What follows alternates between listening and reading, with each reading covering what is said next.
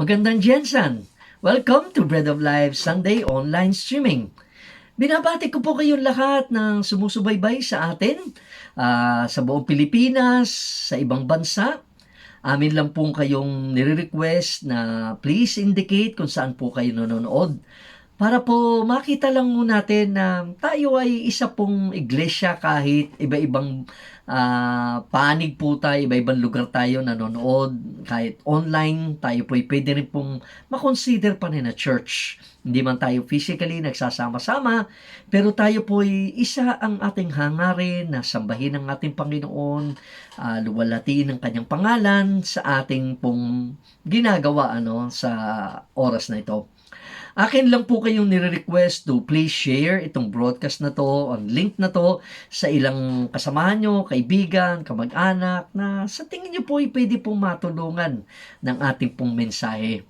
And also, of course, we would really appreciate if you could write down some comments along the way, as some of you have been doing for the past broadcast natin. Nakaka-enjoy po na nagkakaroon ng engagement po tayo dito sa ating pong broadcast na ito. Sisimulan ko po ang ating mensahe sa pagbibigay sa inyo ng muli ng isang video clip. Ito po ay ginawa ng isang tao na gumawa po sila ng parang video na secretly po na ginagamit po nila ay sign language para po sa isang kanilang bisita doon sa kanilang lugar na isa pong bingi. Let's watch.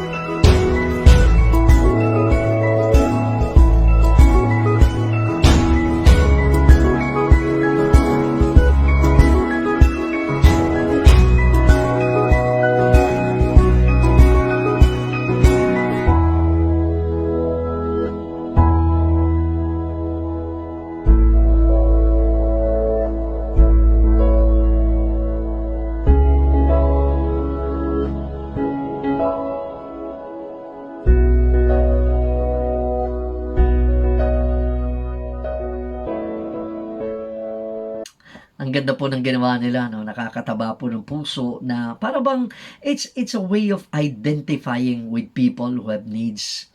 Hindi ho pasensya ka, may kapansanan ka, wala kami pakialam sa'yo.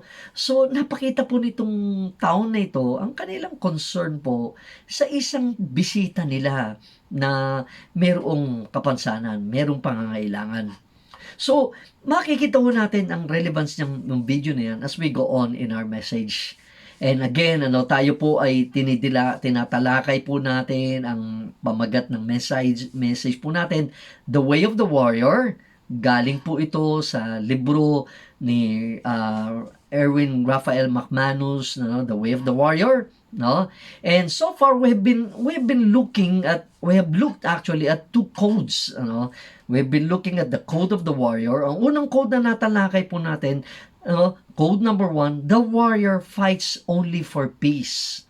Ang kanyang pinaglalaban ay kapayapaan. Kapayapaan unang-una ng kanyang sarili, ng kanyang relasyon sa Diyos, makakonekta siya sa Panginoon, and then kapayapaan with other people. Secondly, second code is the warrior seeks to become invisible. Hindi ho siya pa-impress, no? Hindi ho siya nagmamalaki. And so today we will look at another code, code number 3. Prior to mentioning the code, alam niyo po, 'di ba, ang mga countries, sa mga bansa, mga organizations, nagbibigay po sila ng iba-ibang awards or honors sa mga qualified na mga civilians or mga taong nasa military o nasa police. For example, ang Amerika po, binibigay po nila itong award na to, the highest honor for a civilian. Ang tawag nila, the Presidential Medal of Freedom. It's bestowed, ang presidente nagbibigay nito ng Amerika to recognize people who have made an especially meritorious contribution to the security or national interest of the United States, world peace, cultural or other significant public or private endeavors. Yun po yung una. Meron din po silang binibigay din sa civilian, ang tawag naman the Congressional Gold Medal. Ito naman ang US Congress ang nag-award. Sa mga recipients who had distinguished himself conspicuously by gallantry or intrepidity at the risk of his life above and beyond the call of duty. So, yung po sa Amerika ang 2 highest honors na binibigay nila sa mga taong merong nagawa para sa Amerika. Sa Pilipinas, meron din po tayo. Ang highest na binibigay po sa isang civilian or citizen ay tinatawag pong the Philippine Legion of Honor. Kinonfer ito, binibigay ito sa isang Pilipino or even a foreign citizen in recognition of valuable and meritorious service in relation to the military affairs of the Republic of the Philippines. No, yun ang highest na award na pwedeng or honor na makuha ng isang civilian or even foreigner, Ang sa military naman po, ang armed forces nagbibigay po ng Medal of Valor. Ito po yung highest military honor. Sa Tagalog po, sa Filipino, tawag nito Medalya ng Kagitingan.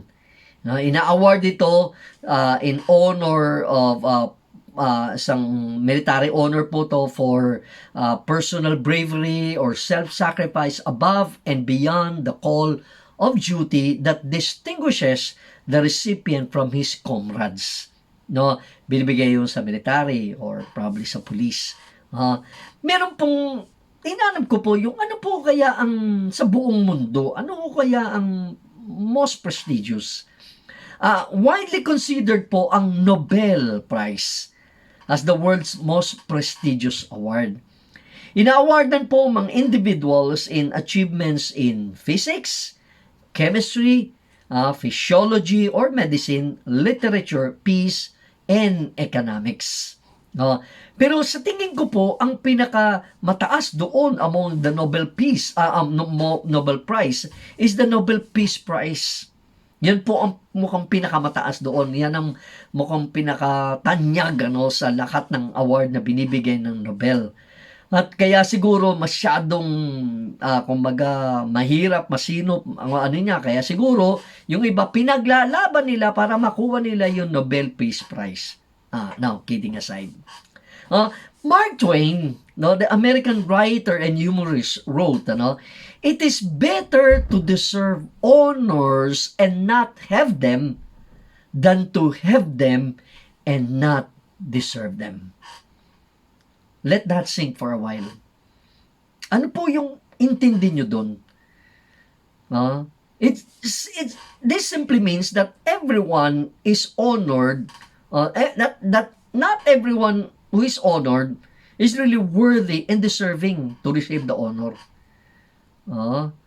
Yung iba, dapat bigyan ng honor pero hindi nabibigyan. Yung iba nabigyan ng honor, hindi naman dapat sila bigyan. So today we will look at the third code of the warrior, and it is this: the warrior finds honor where? In service. Ito po pagkasulat ni Raphael Erwin McManus, ano? The warrior lives in the paradox between service and greatness. Parang paradox yan, parang mahirap pagsamahin kumbaga. Parang ironic yan. The warrior is always first a servant. Contrary to popular perception, a life of service does not diminish the pursuit of greatness. The warrior must learn to walk with both humility and ambition. The warrior does not serve because they cannot lead. They know that a person cannot lead if they do not serve. Ang ganda ng konsepto niya. Unang-unang portion pa lang ng chapter na to, ang ganda-ganda na napaghugot, kumbaga, ni Erwin McManus. Ano? Continuing, let me just read. Ano? Every day for the warrior is a pursuit of excellence. In the warrior, there can be no hint of apathy or complacency. The warrior has too much honor to give. Anything less than their best to their master every day is a competition against who they were yesterday. No? Kaya ang ganda po nitong yung konsepto niya ng about honor, about greatness and service, na hindi ho siya dapat ipaglabanin ang greatness at saka ang paninilbihan. No? No, hindi ho ibig sabihin na mag-serve ka na lang, wag mo nang intindihin maging great, or maging great ka na lang, hindi ka na makakaserve. No, hindi ho, pinagsama ho niya ito. No? The warrior is indifferent to fame while at the same time is relentlessly pursuing greatness. They see fame as what you do for yourself and greatness as what you do for others. Greatness is not the absence of humility. It is the absence of apathy. Just as you can be famous and not be great, you can be great and not famous. Although the warrior may gain great fame, it is never their ambition. Let fame be the food of lesser men. Francois Duc, La Rochefoucauld, says, the fame of great men ought to be judged always by the means they use to acquire it. Paano ba, sabi ni Francois na, paano ba nakuha na itong ng tao ang katanyagan, ang fame? Anong means na nakuha niya yan? Doon mo malalaman kung talagang great ba siya o hindi. The warrior pursues the life they must live. Erwin continued. The battle they must fight, the sacrifice they must make. To the warrior, greatness is not the product of ego or pride, but of service. If you live for yourself, you can settle for less. If you live for others, it requires all of who you are. This is why the warrior never envies the greatness of others, but in fact honors and admires it. The life of the warrior is defined by the pursuit of greatness. Hindi siya naiinggit. Ang totoong warrior, ang great na warrior, hindi siya naiinggit sa greatness ng iba. Natutuwa pa nga siya, nagagalak siya. Ipinagkakalat niya pa yung katanyagan, kabutihan, kagalingan ng ibang tao. George Lazenby, an Australian actor na dati rin siyang gumanap na James Bond, sa pelikulang On Her Majesty's Secret Service. Ito ang sabi niya, fame is short-lived and you're the last to know when you are no longer hot. Isa ganun ang fame isa kang artista, ikaw na lang ang huling nakakaalam na hindi ka na pala sikat, na hindi ka na pala hinahabol, o hindi ka na pala kumbaga hindi na pala nagtitili ang mga tao sa iyo dahil wala ka na pala, laos ka na pala. Minsan ang nangyayari, ikaw pa yung huling nakakaalam. So malungkot minsan kaya kung ang mga celebrities, they're simply looking for fame, they can get it. But after some time, merong mas aangat na iba, may mas maganda, mas magaling umarte, kaya natatabunan ka. Kaya madedevastate ka kung fame ang hinahabol mo. So, kanina nabanggit natin, pag-usapan natin na minsan may mga taong deserving ng ng honor hindi nabibigay. Yung iba hindi naman deserving pero sa kanila nabibigay. No? I'd like to share with you naman from Ryan Holiday's book, Ego is the Enemy.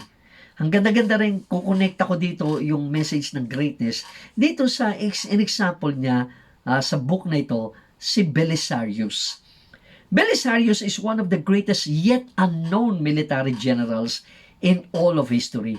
His name has been so obscured and forgotten by history that he makes the underappreciated General George Marshall seem positively famous. Diba, last time natalakay natin si George Marshall. As Rome's highest-ranking commander under the Byzantine Emperor Justinian, Belisarius saved Western civilization on at least 3 occasions. Ang dami niyang ginawa. He won brilliant victories at Dara, Carthage, Naples, Sicily, and Constantinople.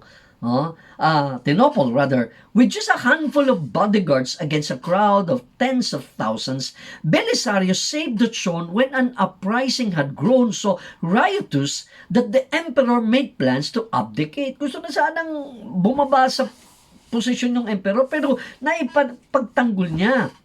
He reclaimed far-flung territories that had been lost for years despite being undermanned and deprived of resources. He recaptured and defended Rome for the first time since the barbarians had sacked and taken it. All of this before he was 40. Grabe ang accomplishment itong si Belisarius pero hindi tayo masyadong familiar. Before continuing, Thomas A. Kempis said, "He is genuinely great who considers himself small and cares nothing about high honors." Yun yung mga tanyag na tao. Mababa lang sila. Wala silang pakialam kung may honor na mabibigay. At yung si Belisarius. Sa lahat ng accomplishment niya, anong ibinigay sa kanya? He was not given public triumphs actually. Instead, he was repeatedly placed under suspicion by the paranoid emperor he served, Justinian. His victories and sacrifices were undone with foolish treaties and bad faith. His personal historian, Procopius, was corrupted by Justinian to tarnish the man's image and legacy. Later, he was relieved of command. His only remaining title was the deliberately humiliating, anong title niya? Commander of the Royal Stable. Hindi na siya Commander of the Army, commander na siya ng mga kabayo ng hari, ng emperor. And at the end of his illustrious career, Belisarius was stripped of his wealth and according to legend daw, blinded and forced to beg in the streets to survive. How sad. Di ba? Yung taong dapat mong i-honor, hindi in-honor. Why? Natakot siguro yung emperor. Na-threaten yung emperor. Historians, scholars, and artists have lamented and argued about this treatment for centuries. Like all fair-minded people, they are outraged at the stupidity, the ungratefulness, and injustice that this great and unusual man was subjected to. Pero sa galit ng ibang tao, the one person we don't hear complaining about any of this, not at the time, not at the end of his life, not even in private letters, was Belisarius himself. Siya lang ang hindi umangal. In spite na kung anong pagtrato sa kanya. Do you have any experiences like that? Or do you know some people who are supposed to be honored but because of politics, because of kung ano-anong bagay, hindi sila nabigyan ng parangal. No? Na sila na nakatulong, sila yung mga may ginawa talaga, sila yung tahimik lang, sila yung hindi in-honor. Whereas yung iba, madadaldal lang. Yung iba maingay lang, kaya simili akala mo magaling pero wala pala. Claire Danes, an American actress and awardee actually siya. Itong sabi niya, people confuse fame with validation or love. But fame is not the reward. The reward is getting fulfillment out of doing the thing you love. Hindi, hindi karangyaan. Ang sukli, ang reward kapag may ginawa ka. Kundi yung na-enjoy mong gawin, fulfilled ka habang ginagawa mo yung love mong gawin. Ironically, Belisarius probably could have taken the throne on numerous occasions, though it appears he was never even tempted. While the Emperor Justinian fell prey to all the vices of absolute control or power, paranoia, selfishness, greed, we hardly see a trace of them in Belisarius. Wala siyang ganon. In his eyes, sa mata ni Belisarius, he was just doing his job. One he believed was his sacred duty. He knew that he did it well. He knew he had done what was right. And for him, that was enough. Hasta ginawa lang niya yung tama. Ginawa niya yung best niya. Belisarius could win his battles. He could lead his men. He could determine his personal ethics. He could not control whether his work was appreciated or whether it aroused suspicion. He had no ability to control whether a powerful dictator would treat him well. Wala, hindi niya nahawak yun eh. And what was so special about Belisarius was that he accepted the bargain. Kung ano yung ginawa sa kanya, sige na lang, tinanggap niya. Doing the right thing was enough. Serving his country, his God, and doing his duty faithfully was all that mattered. Yun yung sinasabi ni Claire Danes. Ang fame, hindi yan ang reward. Ang reward ginawa mong todo yung love na love mong gawin.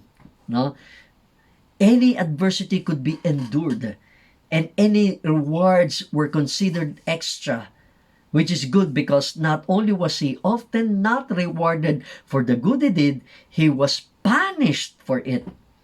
Diba? Grabe, annoying, nakakainis yun eh. Diba? Indignation is the reaction we have if it happened to us or someone we know. What was his alternative? Should he have done the wrong thing instead? Anong ginawa ni Belisario? Prior to continuing the story, George MacDonald, the Scottish author, poet, and minister, sabi niya, when one seeks the honor that comes from God only, he will take the withholding of the honor that comes from men very quietly indeed. Galing, gabi. Kapag ang hinahanap mo sa iyong buhay, ang Diyos na lang ang magsasabi later on sa iyo, well done, good and faithful servant. Yun na lang ang hinahangad mo in the future. Hindi ka na maghahangad nung kasalukuyan kung i-honor ka man o hindi.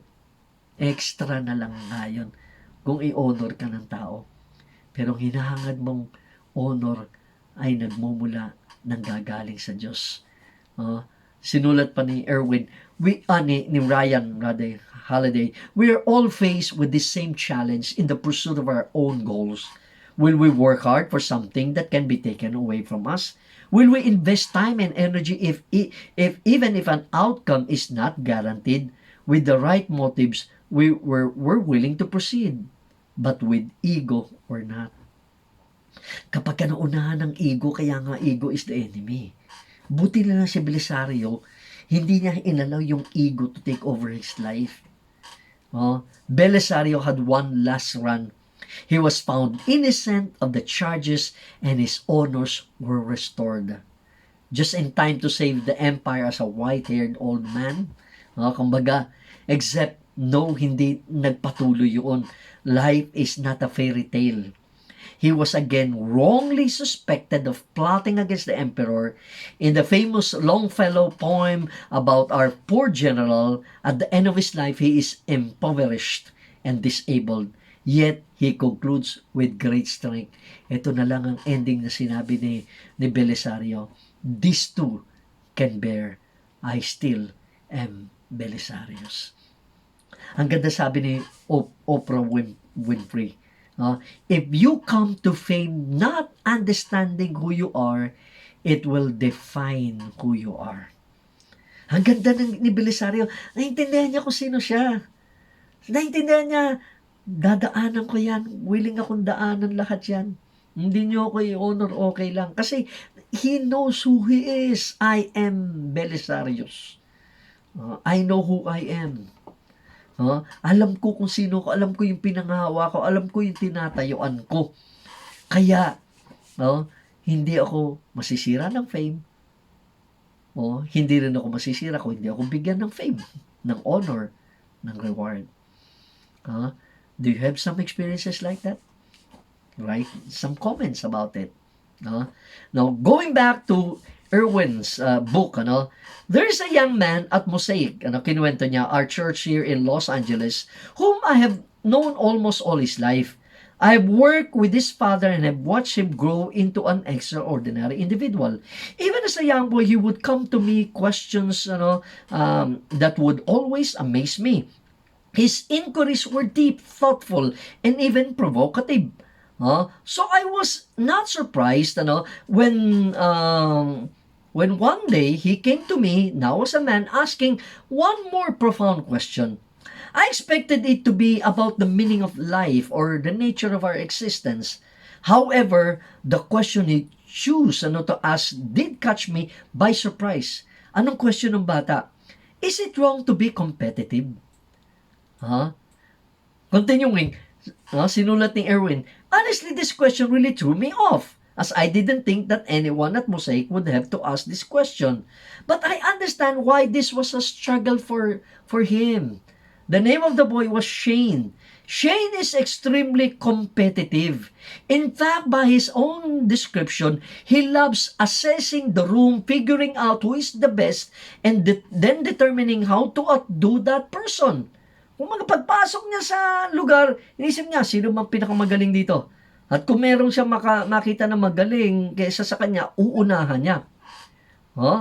Sulat ni Erwin, what I thought was interesting was that I had, in more than 20 years of teaching, never even implied that it was wrong to be competitive. Where did this tension come from him? Saan ang galing yun? Sinulat niya, the reality is that we live in a time in history in which competition is seen as something that needs to be eliminated. Sa mga schools, sabi niya, our schools are not only eliminating the designation of winners and losers, but they have actually gone so as far to eliminate scoring altogether, so no one knows who is ahead and who is behind. Maring merong maganda sanang pero kung ang pag-alis ng competition is to remove excellence and no longer aspiring to be the best that you can be. So para kay Erwin, mali yun.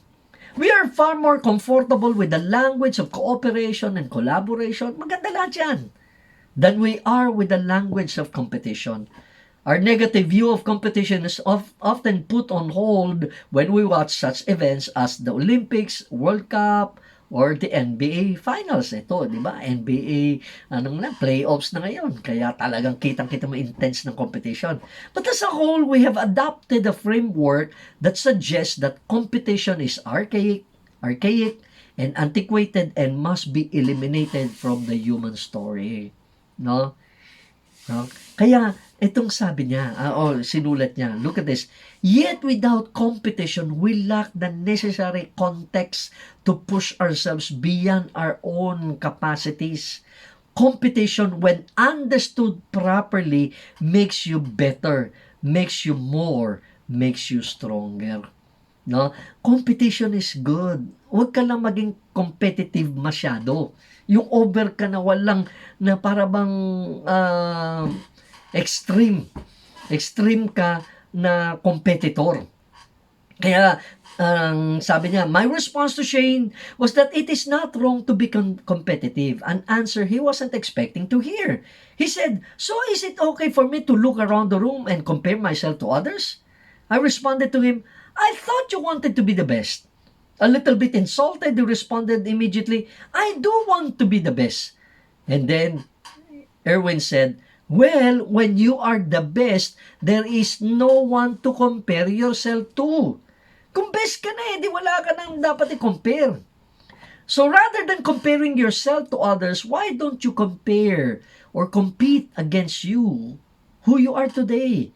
That way, when you are the best, you're still competing against the same person who you were yesterday." David Haight, an American religious leader, wrote, "Life is a competition not with others, but with ourselves. We should seek each day to live stronger, better, truer lives. Each day to master some weakness of yesterday, each day to repair a mistake, each day to surpass ourselves."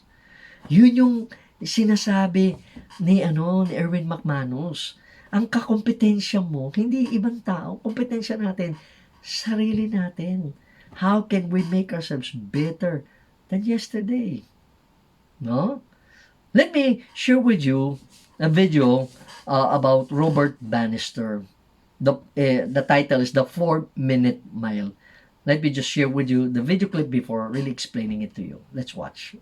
The doctors told him, "Your heart will explode. Please don't do it." That's what Roger Bannister heard when he decided to try to break the world record for running 1 mile. See, doctors said that it was physically impossible to run a mile in under 4 minutes. And yes, they told Roger Bannister that his heart would explode in the process. Why? Because no one had ever done it before. It seemed like an impossible feat, one that was more than the human body was capable of achieving.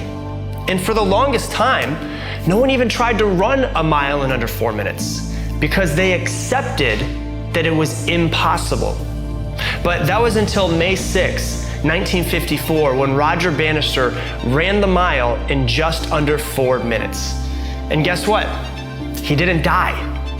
And on that day, he made the impossible possible. Do you want to know the most amazing part about that story though? Within 4 years of running that 4-minute mile, 20 more people recorded a mile in under 4 minutes. Think about that for a second. For thousands of years, no human ever ran a mile in under 4 minutes. And then once one person proved that it was possible, 20 more people did it. Now, did the human body magically evolve over those 4 years so that people could run faster? No, people finally believed that it was possible because someone else had done it. In their minds, it switched from impossible to possible, proving that people were limiting themselves based on what others had said or based on what others had done. It all starts up here before it can happen out here.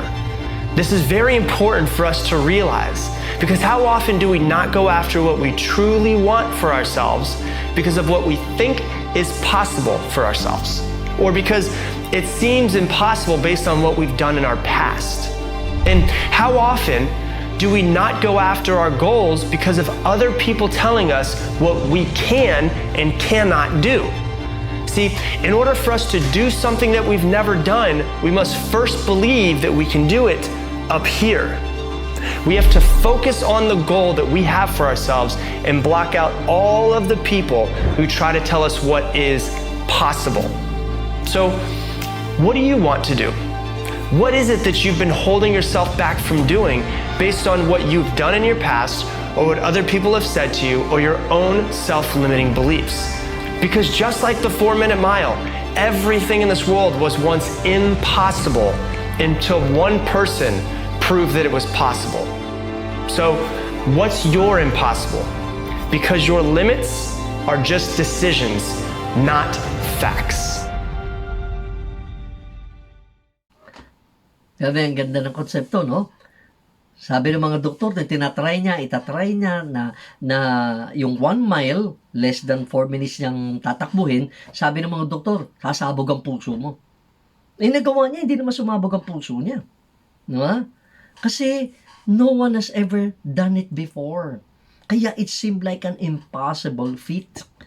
At ang isang amazing, ang ganda nung gumawa nitong video na to, no? Nung magawa niya yon, no? after 4 years, nung magawa niya yon from May 6, 1954, 20 more people recorded a mile in under 4 minutes. After that, mas marami na mas mabilis sa kanya. No? Na-prevent na nahinder ang tao kasi dun sa mentality na imposible yan. No? Walang naniniwala na kayang magawa yun. No? Yung bagay na yon. And so, si Bannister, he wanted to do, he gave his best. He was competing against himself to really run, no? That fast, ano niya yun, maabot niya yung kanyang goal na mapababa yung time, mapabilis niya yung takbo niya, mapababa yung time ng 1 mile. No? Although may kasama siya, tumatakbo para hindi siya maging complacent na talagang nakikipaglaban siya, pero talagang he was competing against himself, yung goal niya. Yun yung competition na sinasabi ni Erwin McManus. No? It's Roger Bannister. After that, 'di ba, ang dami na naka-achieve noon eh. Sa totoo lang, when Roger was trying to achieve that goal of less than 4 minutes ng 1 mile, there were 2 other athletes who were trying to do that. Isa ay si Wes Santee from Kansas, USA. At saka si John Landy from Australia. No? Pagkatapos na ma-achieve ni Roger Bannister yon, si Santee nagawa rin niya. Si John Landy hindi niya talaga nagawa yon, na natapos siya talaga. Pero kumbaga, he changed the meaning of what it meant to be the best. And ironically, his accomplishment made everyone in his field better. Na-challenge yung iba. Actually, nalampasan pa nga yung record niya. Yung ginawa niya.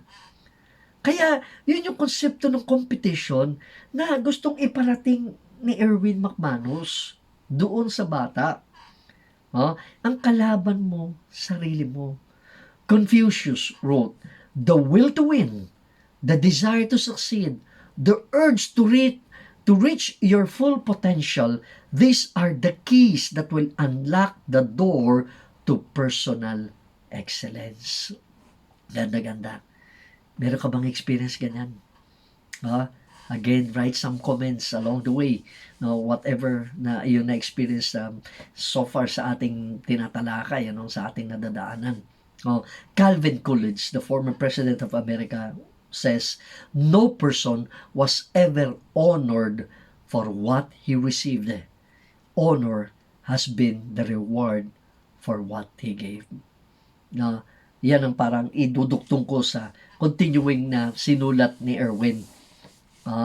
I think part of the unease we feel about the idea of being competitive, especially for followers of Jesus, is that we also want to be people of humility and reflect the character of Christ. Di ba? Gusto natin maging competitive, gusto natin makapanalo, maging best, pero gusto naman natin yung pusong humble. Ganda nga, tama yon.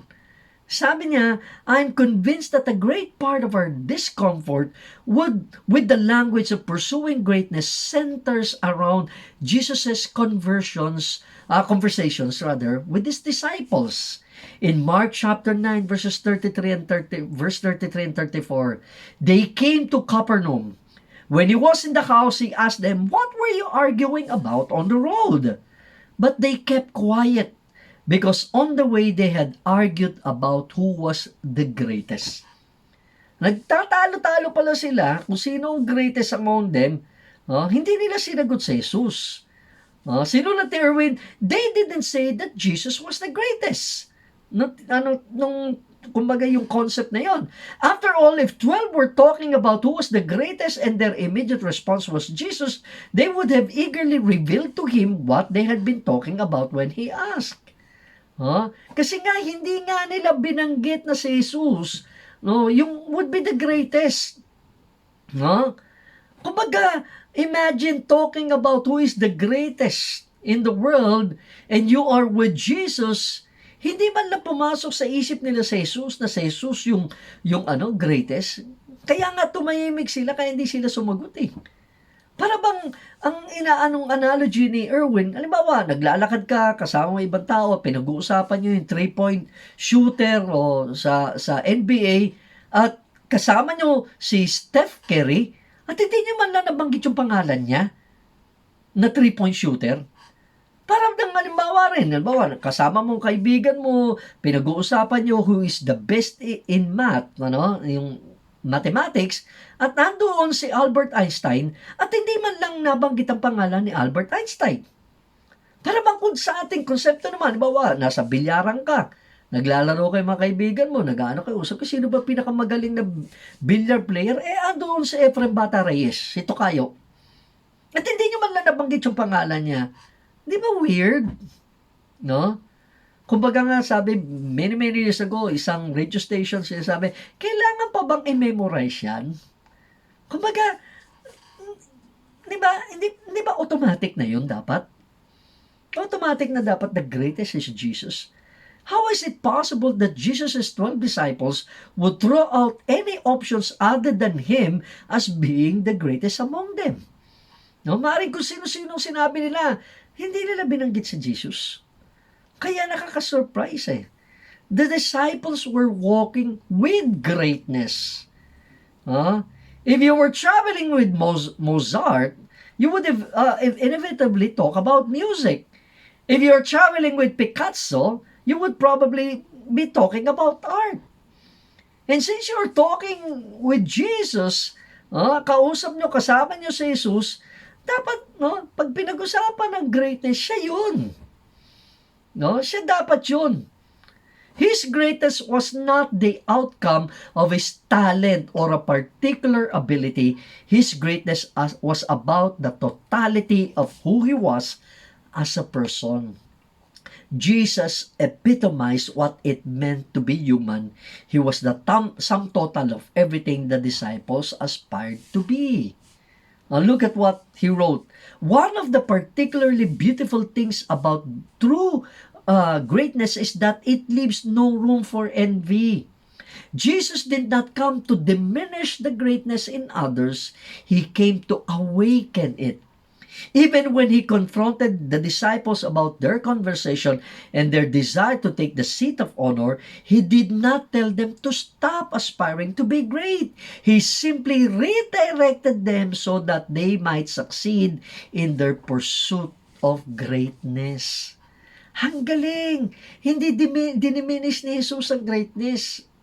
Ang ganda ng pagbalanse ni Erwin McManus dito. Inawaken nga niya yung aspiration for greatness eh. Kaya lang sa tamang kaparaanan. Let me give you another video clip. It's a video clip of the tribute given to Chadwick Boseman. Siya si Black Panther, and we know that 2 weeks ago he died, of cancer. 4 years na pala siya may cancer, di niya sinasabi, continuous pa rin siyang gumagawa ng pelikula. Ito yung mga sinabi ng mga kasama niya sa industriya about who itong si Chadwick is to them. A tribute for a king ang tawag dito. So allow me to share with you some of the statements of the other celebrities. It's not just a loss that we're feeling. We're going to feel his absence. His absence. Gone, but never forgotten. Hollywood is celebrating the life of Chadwick Boseman, a silver screen superhero and a real-life hero to many, after he passed away at his home, surrounded by his wife and family, following a private 4-year cancer battle. ABC reunited many of the Black Panther star's former castmates and famous friends to look back on his life and legacy for a 2020 special dubbed A Tribute for a King, which was hosted by Robin Roberts. Scarlett Johansson shared, Chadwick was a deeply kind and gentle person and very present and thoughtful, and those qualities are all so present in his work. Don Cheadle remembered the actor in a touching tribute, saying, I didn't have enough time with Chadwick. We go out of his way to let you know that he loved you and how he felt about you. Angelina Jolie memorialized Chadwick for being a role model by sharing, and all of our children an example of a great, gracious, and humble leader. and Robert Downey Jr. noted that his work in Black Panther brought the world so much more than just another action movie. Black Panther is hands down, it is the crowning achievement of the Marvel Universe. And I say that with all due respect to all the other films that have been made, including my own. But it was the one where people got to vote with their ticket sales and say, we require this overdue diversity. This is a meritocracy, or at least it should be. And this is a fantastic movie that has leveled the playing field and appropriately so. And so his legacy is so meaningful. Meanwhile, Oprah applauded him for his grace and kind heart. He will be remembered, cherished, and loved in our hearts, not just for what he was able to offer on film, but what he was able to give as a human being. And it's not just a loss that we're feeling. We're going to feel his absence. Chadwick was diagnosed with stage 3 colon cancer back in 2016 and went on to film Black Panther, Avengers Infinity War, and many other blockbusters while quietly battling the disease, which ultimately escalated to stage 4.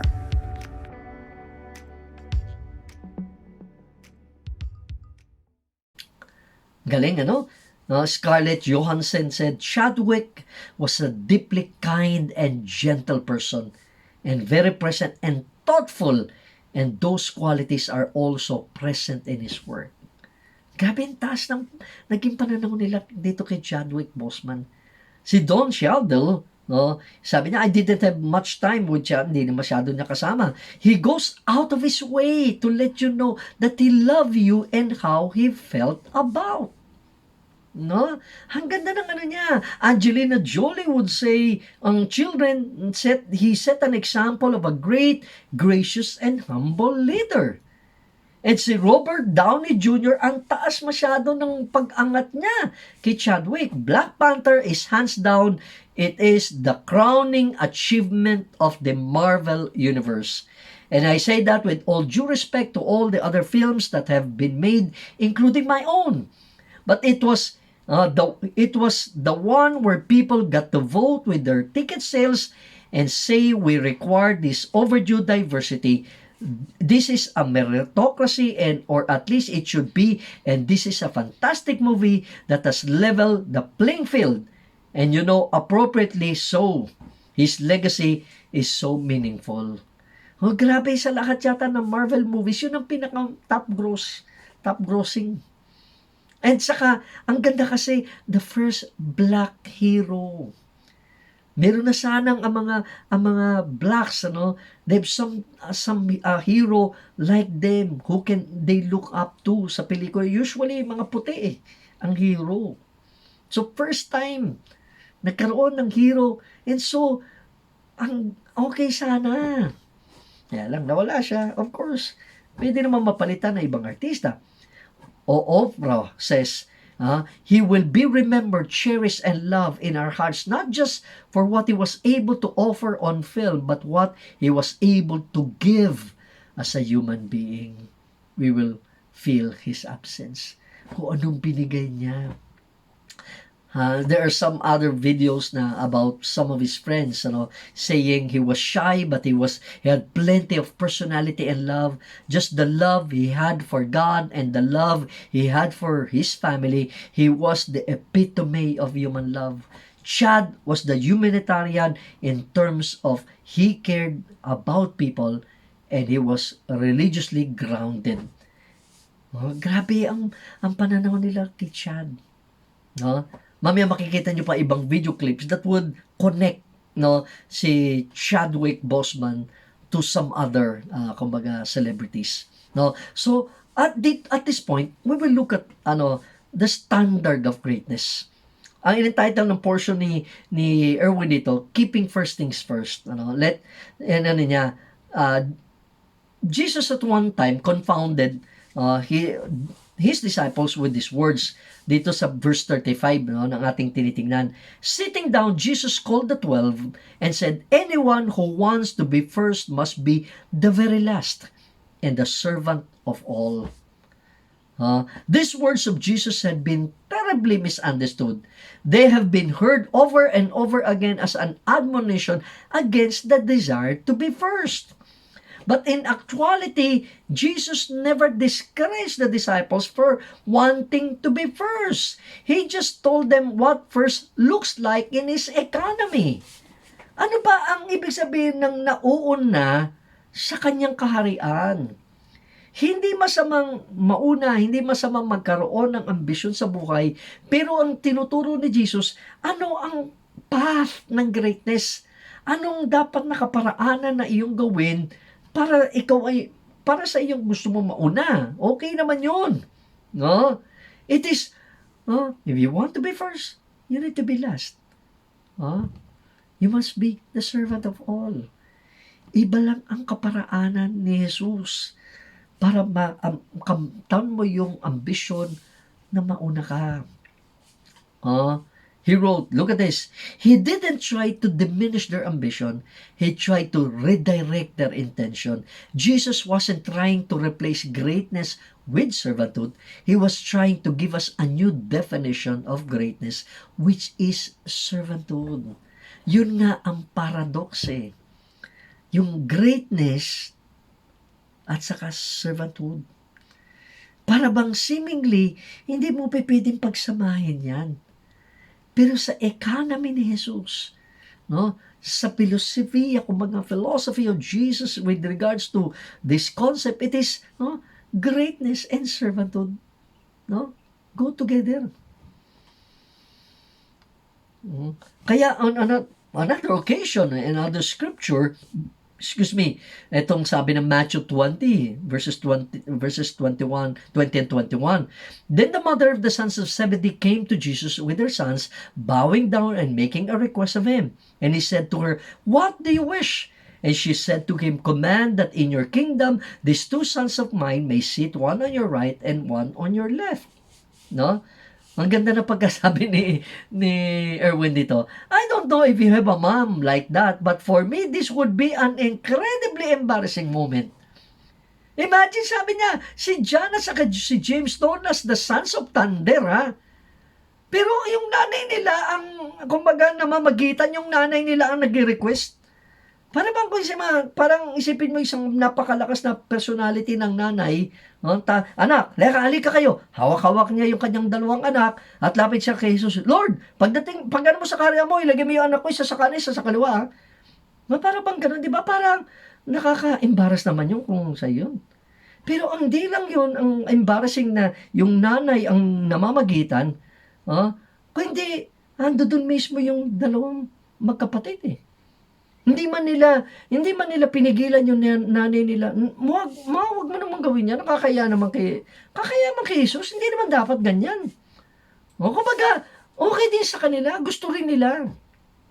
Gusto nila yung posisyon. No? Kaya nandoon sila, hindi nila pinagbawalan yung nanay nila. Kaya anong sabi ni Jesus sa kanila? No? You don't know what you're asking. Jesus said to them, can you drink the cup I'm going to drink? We can, they answered. No? Jesus said to them, you will indeed drink from my cup, but to sit at my right or left is not for me to grant. These places belong to those for whom they have been prepared by my Father. Parang may comic element itong response si Jesus. Hindi niya sinagot yung nanay, ang diniretsyang tinignan niya, kumbaga yung kanyang mga disipulo. Hindi niyo alam yung hinihingi niyo. No? So he forced them actually to step up and speak for themselves. And then because of that, the other disciples became indignant. Sabi ng scripture diyan, kasi hindi nila naisip, bakit hindi nila naisip yun? Kung iginrat ni Jesus doon sa mga kay James and John yun, di wala na sila. No? Kaya, ganun din tayo. Nagagalit tayo kasi tayo rin mismo gusto natin. No? Jumping to verse 25 and 26, Jesus called them together. Yan, sinama na niya sila para turuan lahat. Hindi lang si James and John.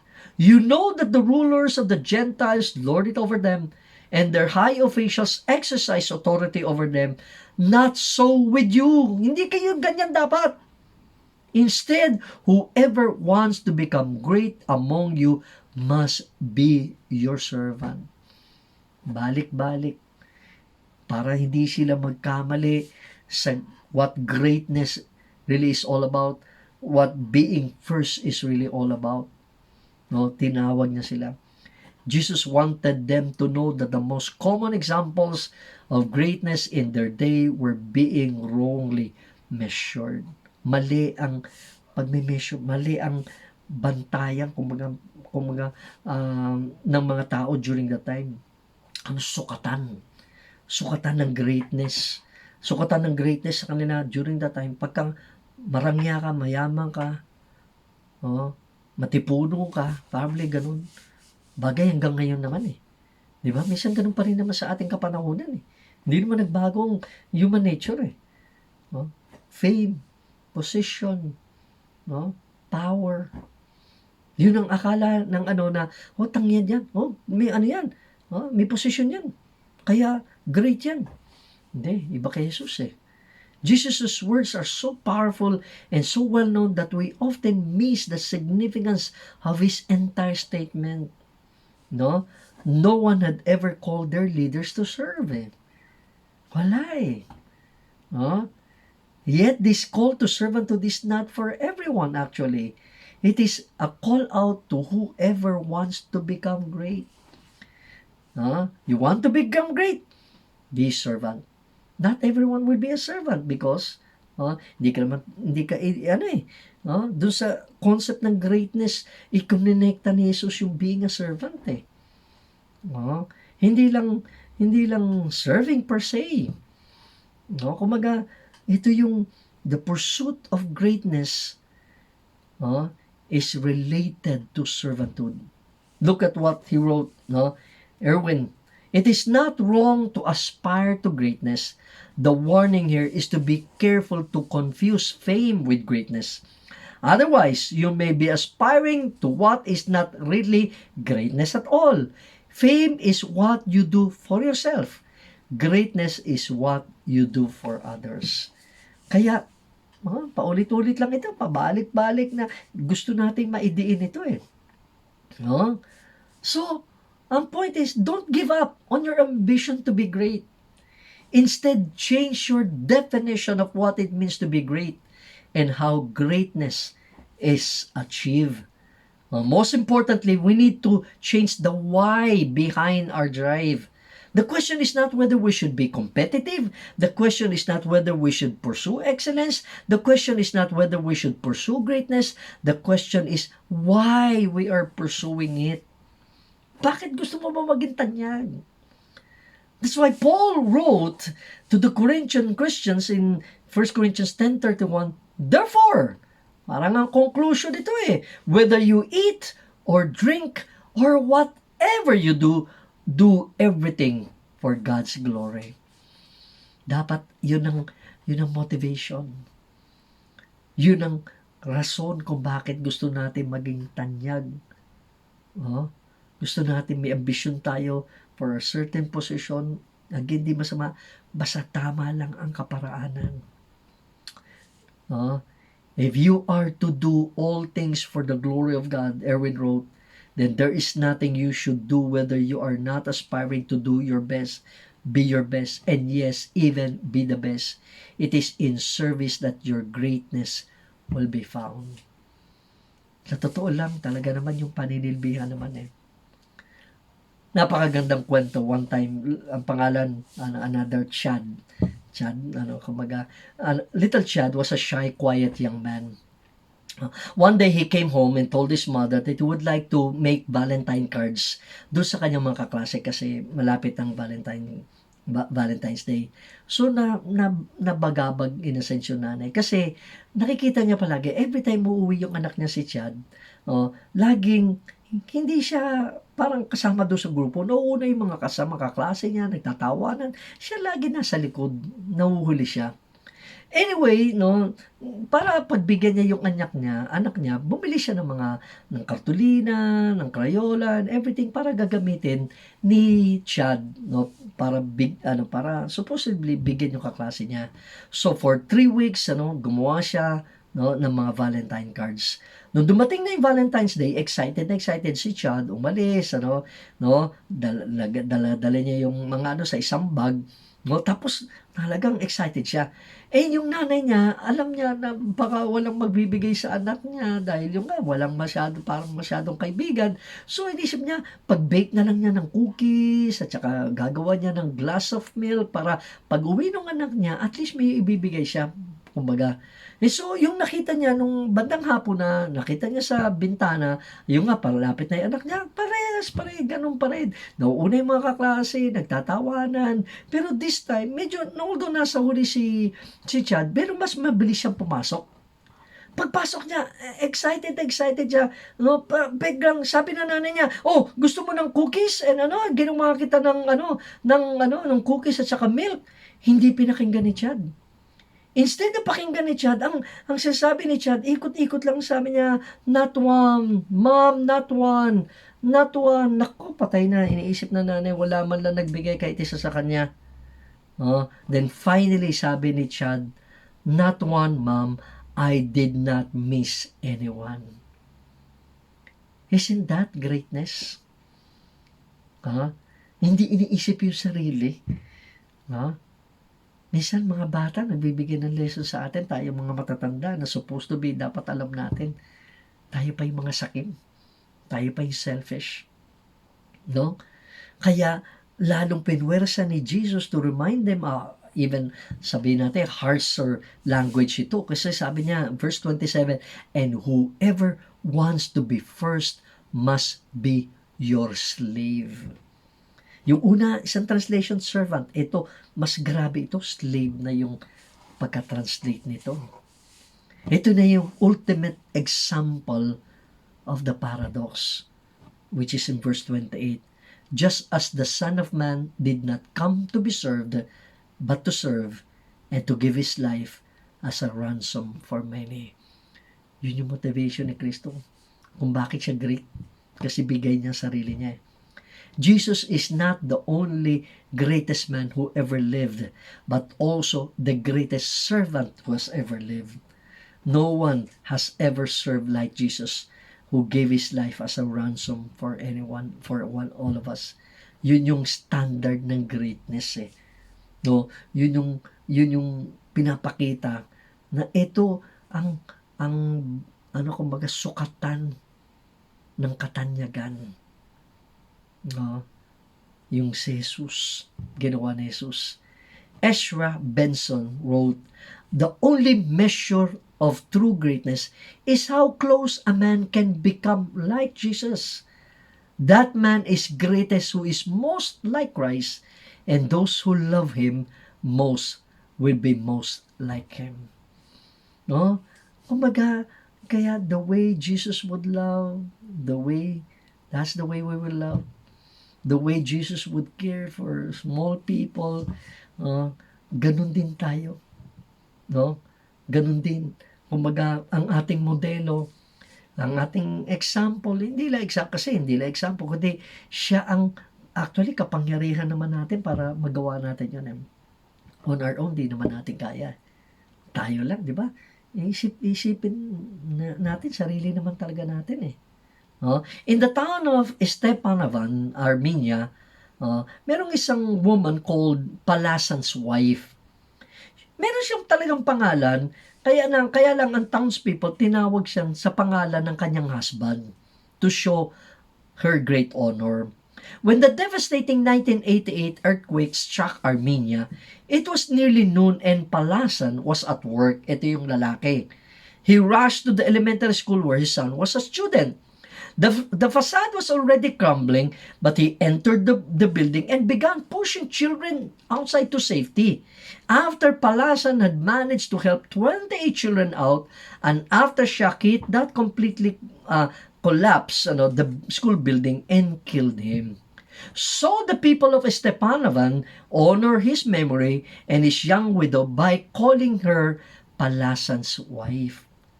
Para bang kung titingnan mo, para bang hindi gamitin yung pangalan niya, parang ano ba naman yan? Parang degrading naman. Pero sa kanilang kultura, pag tinawag kang sa pangalan ng iyong asawa dahil honorable yung iyong asawa, ganun din ang honor sa'yo. Kaya yung nagsulat ng illustration nito, sabi, sometimes a person's greatest honor is not who they are, but to whom they are related. That's why the highest honor of any believer is to be called a disciple of Jesus Christ who laid down his life for all people. Kaya Christian, Christ follower, yung totoong mananampalataya. Kaya para bang Christ-like, nakikita si Jesus. Kaya yun ang greatest honor na kumbaga para tayong maihambing kay Kristo. Di ba? Ang ganda-ganda nun. Para bang ang ganda ng konsepto ng isang kwento na one time na merong isang sundalo during World War II. Nagdaan siya sa isang area na devastated. At meron siya nakita na bata na sumisilip sa eskaparate ng bake shop. Pagkatapos nung pagbigay niya nung makita niya yon, pumasok siya sa kita niya mukhang gutom yung bata. Pumasok siya doon sa bakery at bumili ng pagkain at ibinigay doon sa bata. Tapos umalis na yung bata. Tapos kumbaga kinain na niya. Tapos nung pumunta siya sa bahay niya, sabi nung tinanong nung nanay, saan galing yung mo? Saan galing yung pagkain mo, yung tinapay mo? Sabi niya, galing kay Jesus. No? Kay Jesus? So nagulat yung nanay, nagtaka yung nanay, saan? Nasaan si Jesus? Sama mo nga ako, pinuntahan nila, buti naman nandoon pa naman yung sundalo. Tapos nung makita nung nanay yung sundalo, hindi naman si Jesus yung sundalo yun eh. Ano ba sabi ng bata? Di ba, yung mga taong nagbibigay ng ganyan, ay kagaya ni Jesus. Kaya parang si Jesus na rin siya. Di ba? Napakaganda po siguro mapagkamalan tayong Jesus. Kagaya ni Jesus. Napakaganda po na siguro ng ating buhay ay nagiging example ng buhay ni Jesus. Yun po, ang number one, the standard or the measure of greatness. And let's look at the last for today. And that is to use power to serve. Ang in-title ni Erwin ito, Unwrapping Power. But let me share with you a video clip of one of the movies I like so much, entitled The Last Samurai. Ito yung si Tom Cruise, ang pangalan niya dito si Captain Nathan Algren, na huli siya and kumbaga naging bilanggo siya ng mga samurai and napasama siya doon sa lugar ng mga samurai and noong una ayaw niya kumbaga siya, kaso hindi siya pwedeng tumakas, and so until such time na nakita niya kung anong klaseng kultura meron ito. Itong mga Japanese na ito. Panoorin natin yung kanyang statement.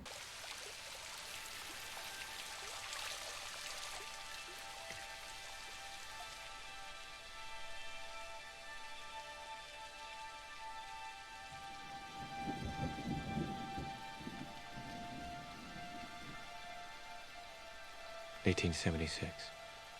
Day unknown. Month unknown. I continue to live among these unusual people. I am their captive, and then I cannot escape. Mostly I'm treated with a kind of a mild neglect, as if I were a stray dog or an unwelcome guest.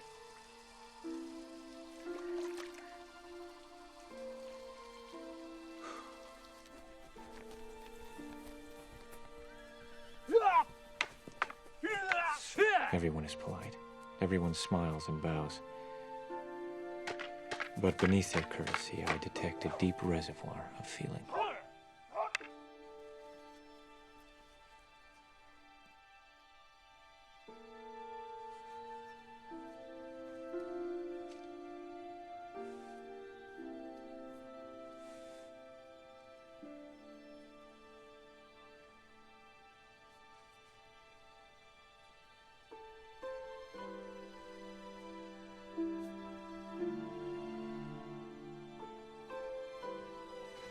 Hey,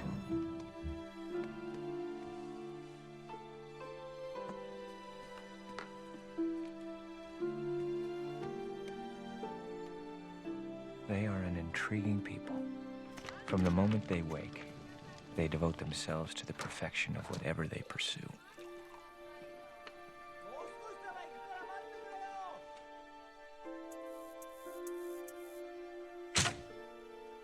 I have never seen such discipline. I am surprised to learn that the word samurai means to serve, and that Katsumoto believes his rebellion to be in the service of the emperor.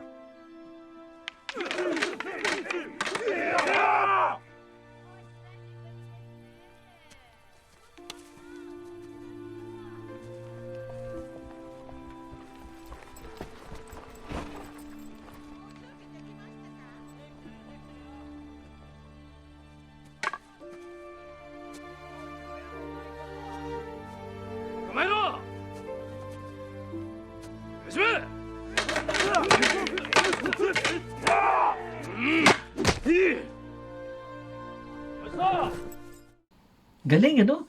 Grabe, sabi niya, I continue to live among these unusual people. No? I am their captive and I cannot escape. I'm treated like a mild neglect. No? At everyone is polite. No? Gaya naman ang mga hapon, di ba? Ang grabe magbow. Everyone smiles and bows. But beneath their courtesy, I detect a deep reservoir of feeling. They are an intriguing people. Ito yung magandang statement niya. From the moment they wake, they devoted themselves to the perfection of whatever they pursue. Di ba? Oh, looking for, number one, being the best. Pero, hindi lang gandoon eh. Sabi niya, I have never seen such discipline and I am surprised to learn that the word samurai means to serve. Huh? And that Katsumoto believes that his rebellion is in the service of the emperor. Kasi di ba akala natin samurai sword lang? Hindi, ang concept ng samurai, being a samurai, ay manilbihan. Ang word na minister or servant, in the Greek is the word diakonos. That's a servant, one who executes the command of another. There's another word related to being a servant. Ang tawag doon ay doulos, which is the word slave. And that is what, yun na yung ginamit ni Jesus na word doon, yung being a slave. Ano? Yung isa, unang portion, diakonos, ito, doulos. Parang kumbaga change naman parang in a sense minsan. Pero primarily, no, ang word na diakonos, a servant diakonos, is someone hired to do something. The slave or the doulos is someone owed. Diakonos is a call to a life of serving others than self. And doulos is a call to become a slave of the Master Jesus. That's why, sa totoo lang, pag tinawag na minister, talaga, ibig sabihin ng minister servant, o kapag mas malalim pa na konsepto niyan, alipin. Minsan, di ba, pag tinawag na, minsan, di ba, kami mga pastor, di ba, minsan, may ere ang mga pastor, kami na, minister eh. Hindi, sa totoo, alipin ka ni Jesus. Alipin tayo ni Jesus, tayo naninilbihan. That's why in government, 'di ba, pag minister yan ng defense or whatever, 'di ba? Para ganun eh, tigas ng dating eh, 'di ba? Pero ang totoong konsepto, alipin. Kung totoong konsepto, naninilbihan. Erwin continued, it was always It has always fascinated me that the words samurai and deacon have the same core meaning. They both mean servant. The samurai were known as the greatest of warriors, yet they did not live for themselves. Their highest honor was to live lives of service for the one who was their Lord. No? Baga samurai ka, mayroong nangunguna sa'yo. Ang iyong ginagawa ay panilbihan yung Lord na yun. No? There was a time during the time of President McKinley. He was considering the appointment of a minister to a foreign country. Dalawang kandidato. And parehong equal ng kanilang qualifications. And so hindi niya alam kung sinong may appoint. Until naalala niya ang istorya ng isa doon sa mga kandidato. Nung representative parang ito si McKinley, na sumakay siya na isang streetcar. At merong isang vacant na seat. So, doon siya umupo. Maya-maya, may sumakay na ali na merong dala-dala mabigat na basket at medyo may edad na. At dahan-dahan siyang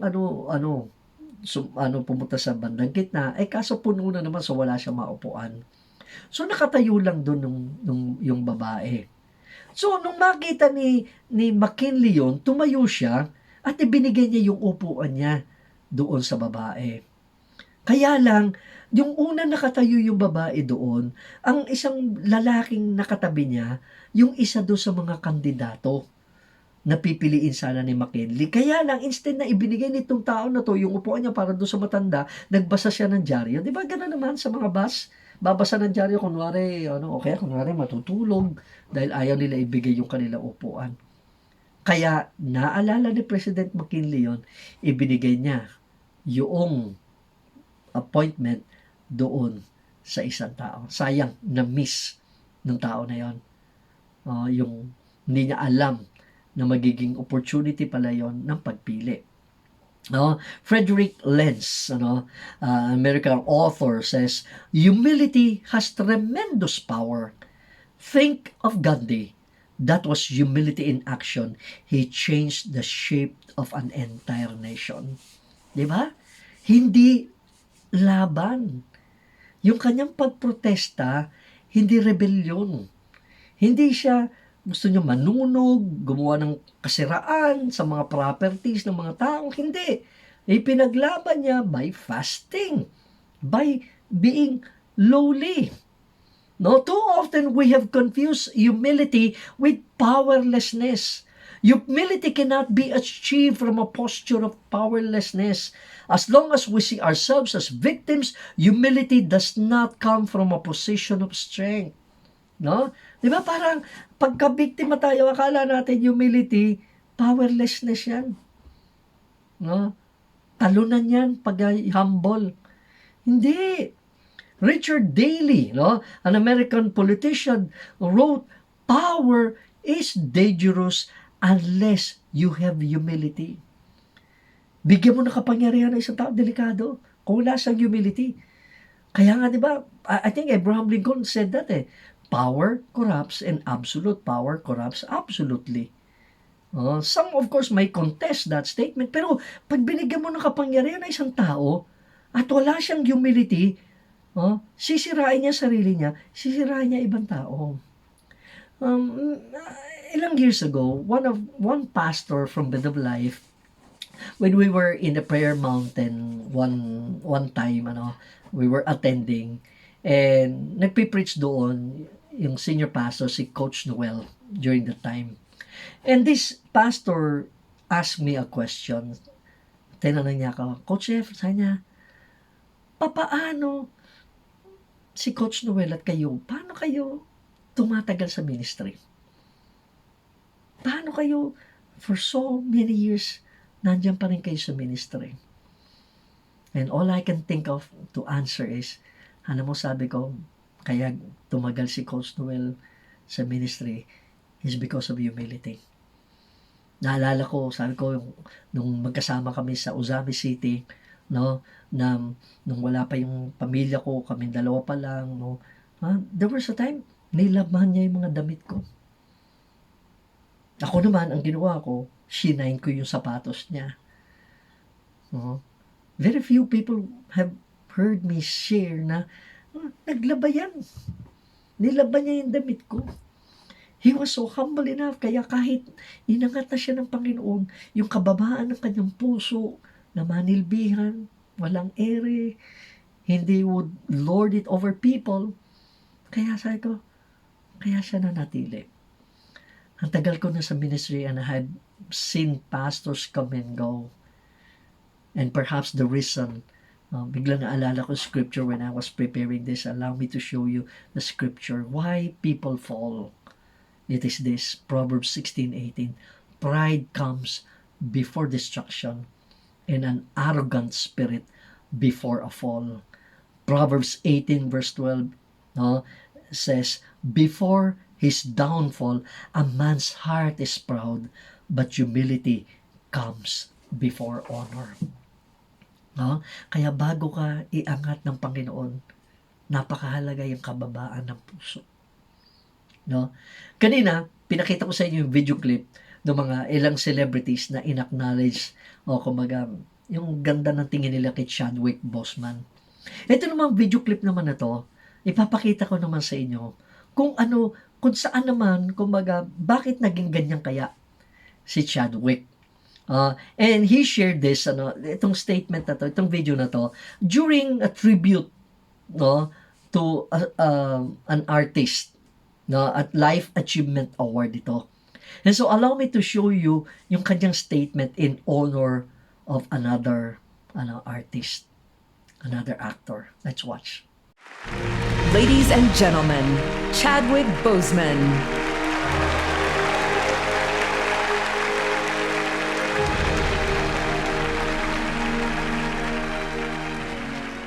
I know personally that your generosity extends past what you have given on the stage and screen. Many of you already know the story that Mr. Washington, when asked by Felicia Rashad to join her in assisting 9 theater students from Howard University who had been accepted to a summer acting program at the British Academy of Dramatic Acting in Oxford, he gracefully and privately agreed to contribute. As fate would have it, I was one of the students that he paid for. Imagine receiving a letter that your tuition for that summer was paid for and that your benefactor was none other than the dopest actor on the planet. I have no doubt that there are similar stories at boys and girls clubs and theaters and churches across the country where I know you have also inspired and motivated others. An offering from a sage and a king is more than silver and gold. It is a seed of hope, a bud of faith. There is no Black Panther without Denzel Washington.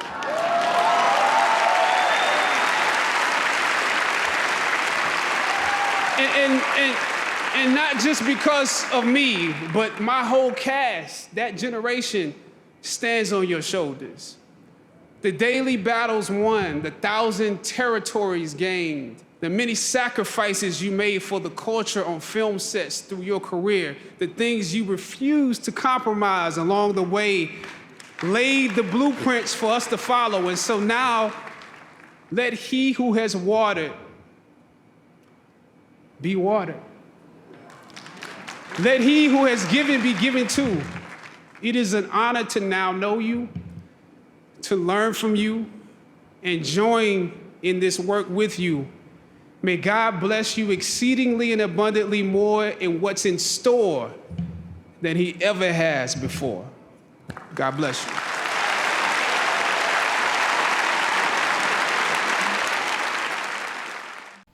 Gabi, no? Ang ganda ng sabi niya.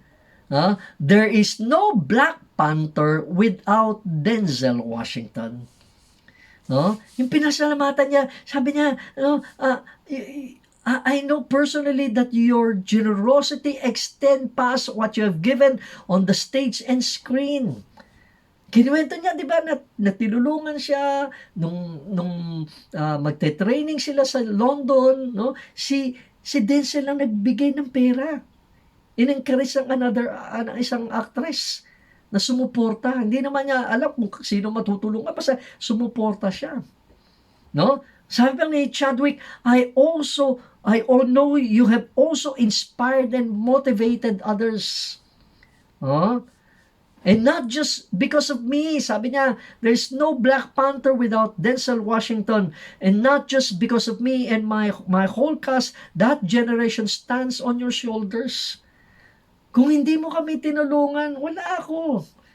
Hindi ako magiging artista na ano, kung hindi mo, at that one point na kailangan ko ng tulong, nagbigay ka. The daily battles won, the 1,000 territories gained, the many sacrifices you made for the culture on film sets through your career, the things you refused to compromise along the way laid the blueprints for us to follow.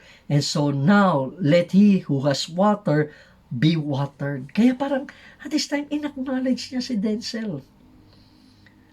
Kaya it's an honor to now know you, to learn from you, and join in this work with you. Ang ganda ng parangal niya. Bakit? Denzel Washington was a giver. Denzel Washington helped other people rise up. Kumbaga, hindi siya threatened. No? Martin Luther King Jr. wrote, everybody can be great because anybody can serve. And you don't have to have a college degree to serve. You don't have to make your subject and verb agree to serve. You only need a heart full of grace, a soul generated by love. Lahat pwede magsilbi. Kaya at one time, in John 13 verses 2 to 3, now by the time of supper, the devil had already put it into the heart of Judas, Simon Iscariot's son, to betray him. Jesus knew that the Father had given everything into his hands, that he had come from God, and that he was going back to God. Imagine kung ikaw yung alam mo na ipinagkaloob na lahat sa iyo ang kapangyarihan. Anong gagawin mo? What would you do at that moment na when God the Father had given you the power? Huh? Anong gagawin mo? Ang ginawa ni Jesus ganito, verses 4 and 5. So he got up from supper, laid aside his robe, took a towel, and tied it around himself. Next, he poured water into a basin and began to wash his disciples' feet, to dry them with the towel tied around him. Diba? Lahat ng kapangyarihan ibinigay sa kanya, ikiloob sa kanya. Instead na ipagmalaki niya, ako, makapangyarihan ako. Hindi, hinugasan niya ang paa ng mga disipulo. Di ba servanthood yun? In the midst of greatness. Bill Gothard, American minister, says, true greatness is devoting all my energy to becoming a servant and not getting upset when I am treated like one. No? Tanggapin ko. No? Another Washington naman ang kwento ko sa inyo. Si Booker T. Washington, the renowned black educator, nung naging presidente siya ng Tuskegee Institute. One time naglalakad siya sa isang white neighborhood. Lalakad siya, siguro ordinary lang suot niya. Nakita siya ng isang babae, wealthy white woman, at tinawag siya. Nung pagtawag sa kanya, bibigyan kita ng few dollars, pwede mo ba akong tulungan para i-chop lang ang kahoy? Ay, buti nang wala namang gagawin si Booker T. Washington during that time. Ngumiti siya, roll his sleeves at talaga chinap niya yung wood. At tapos pinasok pa niya sa bahay nung babae. No? Hindi siya na-recognize yung babae na siya pala yung presidente ng Tuskegee Institute. Nung pagkalis niya, nakita siya na isang bata at kwento doon sa wealthy na babae. The following morning, embarrassed yung babae, lumapit, pumunta doon sa opisina ni Booker T. Washington at nag-apologize. Alam niyo, sabi ni Booker T. Washington, it's perfectly all right, madam. Occasionally, I enjoy a little manual labor. Besides, it is always a delight to do something for a friend. No? Notice yung attitude ni Booker T. Washington. Hindi niya sinabi, hindi mo ba alam? Ako presidente ng Tuskegee Institute. Bakit mo ko ipachachap ng porkit itim ako? Hindi niya ginanon. Ang ginawa ng babae, she shook his hand warmly and assured him that his meek and gracious attitude had endeared him and his work to her heart. And not long after that, yung mga acquaintances nitong mayaman na babae na to, nahinga niya ng tulong para magbigay ng thousands of dollars sa Tuskegee Institute.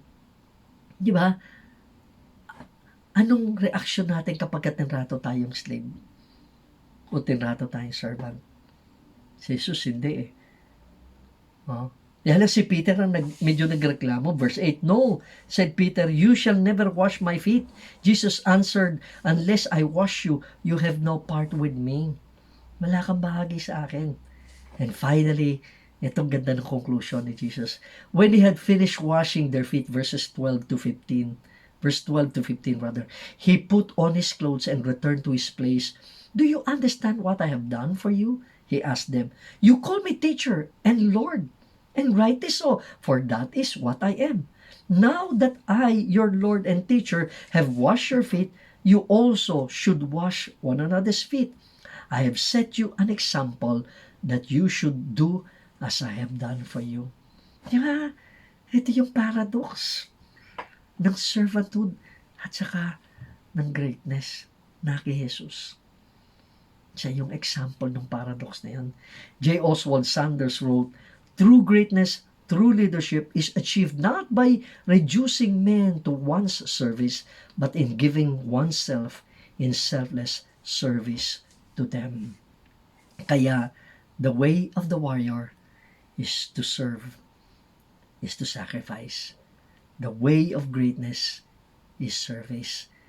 Sidney Greenberg wrote, "Greatness is a matter not of size, but of quality, and it is within the reach of every one of us. Greatness lies in the faithful performance of whatever duties life places upon us, and in the generous performance of the small acts of kindness that God has made possible for us." Binibigyan tayo ng opportunity ng Lord to do some small acts of kindness. And during this pandemic, somehow, in our own small way, kami ng pamilya ko, somehow, minsan, may mga magdo-doorbell, may mga bata, mga estudyante, nagbebenta ng kakanin, dahil pang-aral daw nila. So, bibili ako, gagawin ko, dadagdagan ko yung bayad sa kanila, para lang natutuwa ako, dahil they are, masipag, nagtsatsaga, may mga online sellers, bibilhan namin kahit minsan hindi mo naman talaga kailangan, no? One time, nung nagkaroon ng chance na makalabas kami, sa isang mall at sa isang coffee shop na usually pinupuntahan namin, matagal kami hindi nakapunta doon. Normally, pupunta kami doon sa coffee shop na yon. Pagbayad, I gave some amount para sa kanila. Dahil matagal na ako hindi nakapunta doon. No, kaya it is small acts of kindness, giving extras to yung mga nagdi-deliver ng mga items o ng mga pagkain na pinapadeliver namin, and also talking to the delivery guys para maging concerned na hindi okay na nakuha na natin, nabayaran na natin, nagbigay man tayo extra. Time to time, from time to time, I talk to them. Kinakamusta ko sila. Anong kalalagayan? Now, to end, yung konsepto na in-honor si Chadwick, in-honor ni Chadwick si Denzel Washington, let's hear naman yung video na response ni Denzel Washington, na siyang in-honor ni Chadwick Boseman doon sa Achievement Award na binigay sa kanya. Let's watch. I'm up here to say thank you to God for giving me this ability, for blessing me, for shaping me, for chastising me, for teaching me, for punishing me, for allowing me to be a vessel and touch people around the world. I want to thank AFI, Cicely Tyson, Ed Zwick, Spike Lee, Carl Franklin, Alan Nirop, my mother. She's 95 years old now. She's something else. She's tough. Everything ends because I'm your mother, that's why. Shut up. Still, the other day. Because I'm your mother, that's why. Shut up. To my father, who taught me by example how to be a gentle man, the most important person in my life. 40 years of sacrifice, 40 years of forgiveness. She taught me about faith, spirituality, love, real love, unwavering love, in spite of myself. I would not be alive without Pauletta Washington. I wouldn't be alive.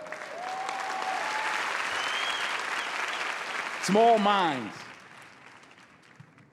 discuss other people, gossip. Good minds discuss events. Great minds discuss ideas. I was Eleanor Roosevelt.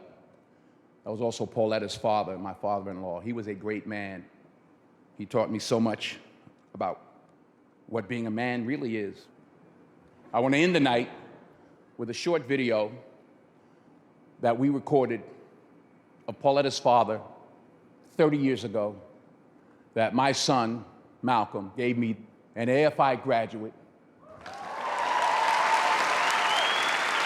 Just a short 30-second video, and this is what Pauletta's father had to say 30 years ago. We were put here for a reason.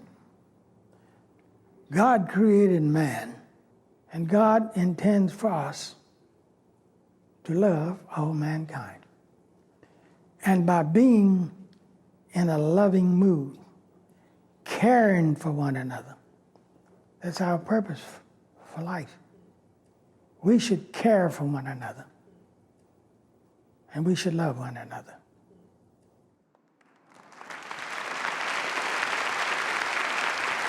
In this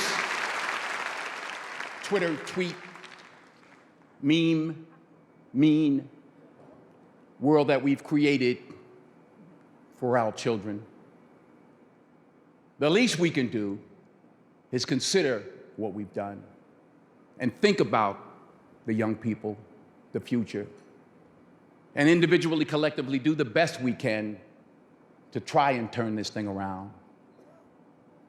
I blame no one. I look in the mirror. On the other side of it, what an opportunity we have, because tomorrow's the first day of the rest of our lives. So what an opportunity we have to practice what he preached. Good night. Grabe, simple lang kanyang statement, ano? If nothing else, I'm living proof of the power of God. Anything you see, anything you think I've done, understand where it comes from. I am up here to say thank you to God for giving me this ability, for blessing me, for shaping me, for chastising me, for teaching me, for punishing me, for allowing me to be a vessel and touch people around the world. Ultimately, Denzel Washington, kinonekta niya kung ano mang greatness ang kanya natanggap dahil sa Diyos, dahil sa kagalingan ng Panginoon, dahil sa kung ano man paghubog ng Panginoon na ginawa ng Panginoon sa kanyang buhay. Pangalawa, in-acknowledge niya yung asawa niya. No, she taught me about faith, spirituality, love, real love, unwavering love. No, si Pauletta Washington, sabi niya, I wouldn't be alive. I wouldn't have survived. And another person na kanyang in-acknowledge, yung kanyang father-in-law. Kaya nagpakita, di ba, ng 30 second, kumbaga na video. At sabi lang nung kanyang father-in-law, God intends for us to love all mankind, and by being in a loving mood, caring for one another, that's our purpose for life. We should care for one another, and we should help one another. Isn't that greatness? Isn't that the right kind of honor that we can give to a person? In-honor mo siya hindi dahil kumbaga may posisyon siya. In-honor siya dahil sa nagawa niyang paninilbihan, nagawa niyang pagiging Christ-like. Yun ang mga taong ino-honor natin. At sana yun po ang ma-accomplish natin sa ating buhay. Na maaring the world may not always treat us with honor, maaring hindi ibalik ng mga tao yung karapat-dapat ng honor na dapat natin ma-receive. Sige lang, tuloy lang tayo. Sometimes we may receive, sometimes we may not receive. But the point is, whatever we do it all for the glory of God. Sana yun po ang ating higher motivation. To be great, aspire, be the best that you can be. Aspire greatness, have an ambition, have a goal in life, but accomplish it in the direction of servanthood. Serve other people, help other people, care for other people. God will bring people into your life for you to be able to help them. You don't need to be rich. You don't need to be too rich to be able to help. No? Minsan, maaring hindi nga pera mabigay natin. Minsan, listening ear. Minsan, hindi man tayo makahang ngayon dahil ano, no? So, talking to them, texting them, being friendly to them, acknowledging them. There's so many ways that we can honor a person. And I hope na pwede natin po magawa yan. Let's pray. Panginoon, maraming salamat sa mensaheng ito.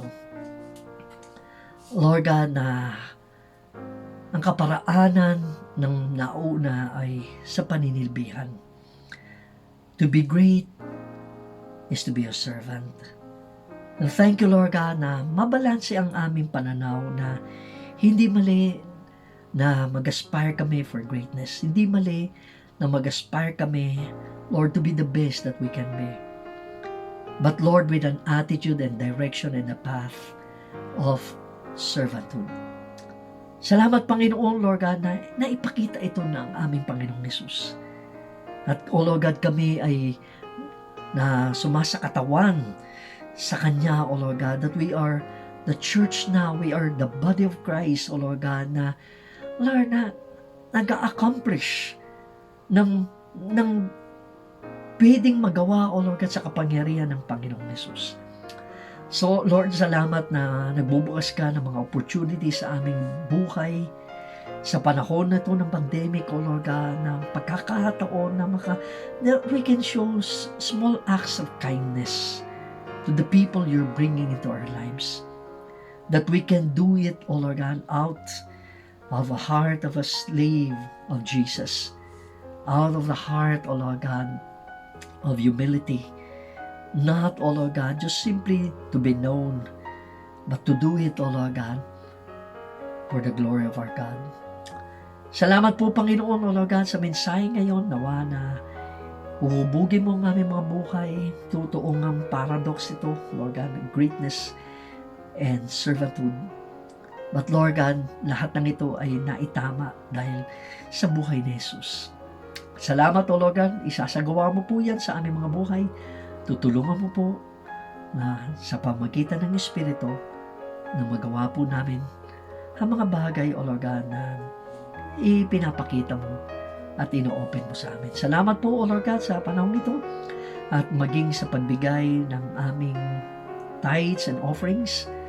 Let this be out of a heart of generosity, a heart of faith, Lord, that we're giving this not because it's a duty, not because we're forced, but because, O Lord God, ito'y laman ng aming puso na ibalik sa iyo ang para sa iyo, Panginoon, at makatulong sa ibang tao sa pamagitan ng mga love offerings. Thank you, Lord God.